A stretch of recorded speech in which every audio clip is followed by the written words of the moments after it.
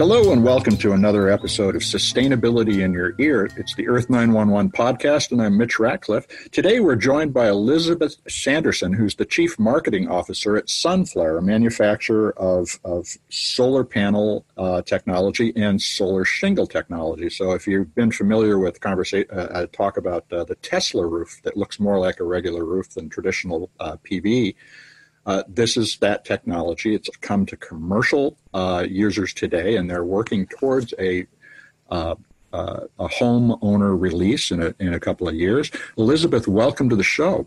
Thank you. Glad to have you. Now, Sunflare has just introduced some new technology called Capture 4, which is a very thin photo-voltaic film that can be put onto a number of surfaces. Tell us about Capture 4. That's correct. So most of the solar that you see around the world is silicon. It's about 95% of all solar. And we're completely different than that. So we are light, thin, and flexible and rugged. We're encapsulated in a polymer versus a glass. And so we can go more places than silicon can go. So that means that you could put it onto, for instance, a metal roof and overlay the metal shingles and get a very resilient roof and an energy-generating roof. Correct. We're a big market is metal roofing, and that's something that we've done before. We're looking at doing it in new ways. Actually, that's part of it. Is how do you install it? Right now, we have a butyl adhesive, so we stick it right down. But there's also a mechanical attachment that we're working on. So it can go in more places. And that's our overall mission, is to reduce CO2. So in order to do that, solar needs to be more places than it is now. And that's our whole mission. Absolutely. So now, how did Sunflare get started? Why that mission? What made you all get together and start the company a couple of years ago? You know, our founder, well, first of all, we have our headquarters are in Los Angeles, our R&D is in Sweden, and our manufacturing is in China. So we're sort of the United Nations of solar.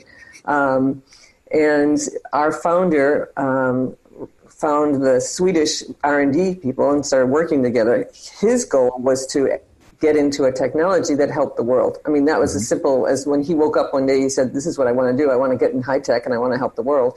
And, you know, as things do, when you have a mission like that and you live it, things happen. And so, you know, 14 years later, we're in business selling solar panels, right?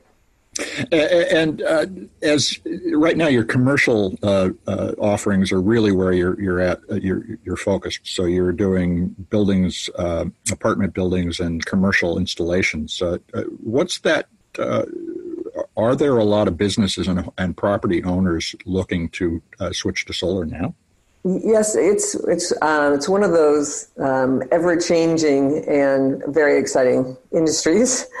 We have more, because of the tariffs, we actually have more barriers than we had before, but there's also tax credits. So businesses, and there's different ways of buying, there's different ways of financing. So businesses look at it in several different ways, and it's an investment in the future. It's also an investment in the world, and it's an investment in their corporate reputation. So all those things, and you know, they are reducing their electricity bills. So, and keeping them constant. I mean, that's part of it. Is electricity can be variable. So being able to have a constant, you know, billing is actually a benefit to corporations. So.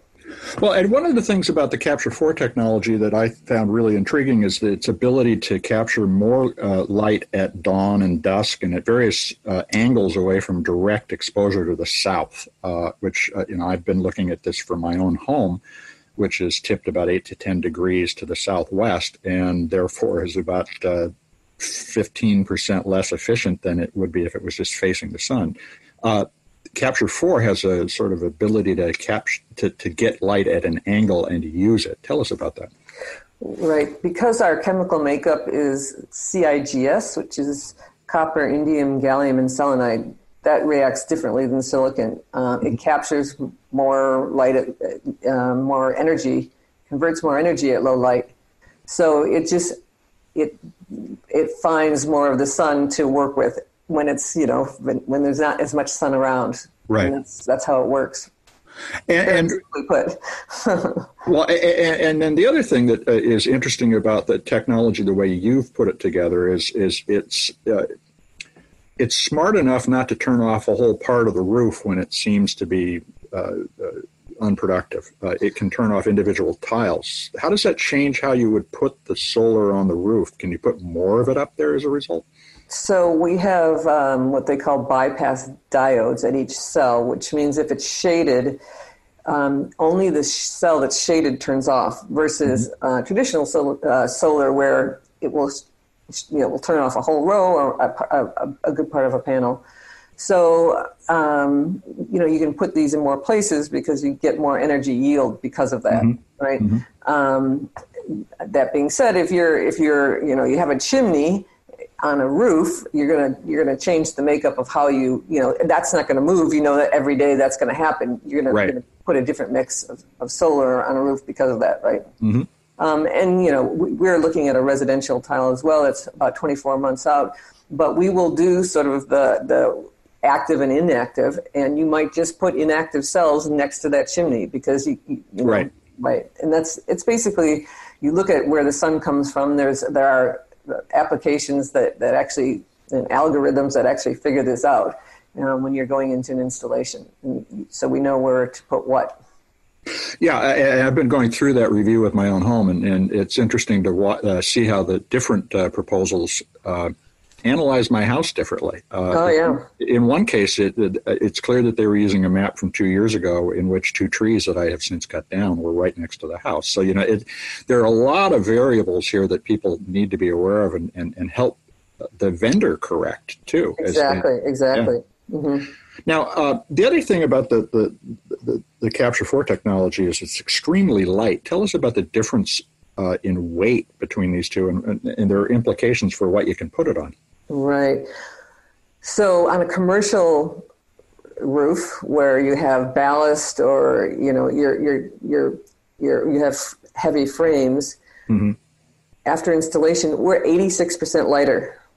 Wow. So if you have a roof that can't handle weight, you'd go with a CIGS, you'd go with Sunflare instead of a silicon. And that's because we don't need a heavy racking and we don't need ballast. And in fact, we don't need to penetrate the roof, which makes it a lot less risky. That's extremely attractive, the idea of just being able to stick this down. Now, how long do these last once you put them on? I mean, obviously it varies for different forms but let's say you did put a metal roof on. Is that a 100-year roof? Well, the roof is one situation, and then the solar is another. So much like many of the solar companies, we have a 25-year production warranty.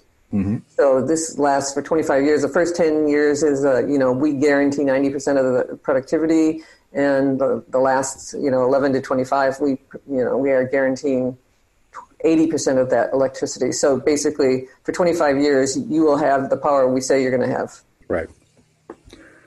And you're going to have a very sturdy roof. Yes. Well, this helps. It helps installation. It helps obviously avoid more leaks. It's actually just an overall benefit. Right. Besides the fact that it produces beautiful energy. Well, and so this is the other thing that is curious to me about trying to understand when to buy solar. It's a little like buying a smart TV or a smartphone. You know that it's going to get better, and I know that Sunflare has been improving the efficiency of its technology, 1% a year or so in terms of its capture of energy. But people need to make an investment in order to start to save the planet. How do they get over that kind of fear of obsolescence that plagues people in the consumer electronics industry? Well, it's about what you need, right? If there's a perfectly good system now that takes care of the electricity that you need today, then it's okay to jump in. You don't have to wait for the thing that's going to be next. If all you need is to take care of all the electricity, particularly in a house, all the electricity can definitely be offset.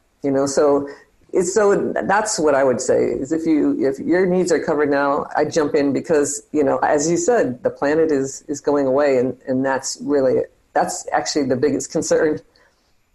Well, you just came back from a trade show where you saw a lot of what's coming and talked a lot about what you guys are working on. What today are the criteria that you would give somebody based on they have a fixed amount of power that they need to generate? What should they be looking for in terms of the technology and the weight and ease of installation of a product? Yeah, the show was really, really exciting because people came to us and said, we've been waiting for you all our lives. This is basically our commercial launch at the Solar International.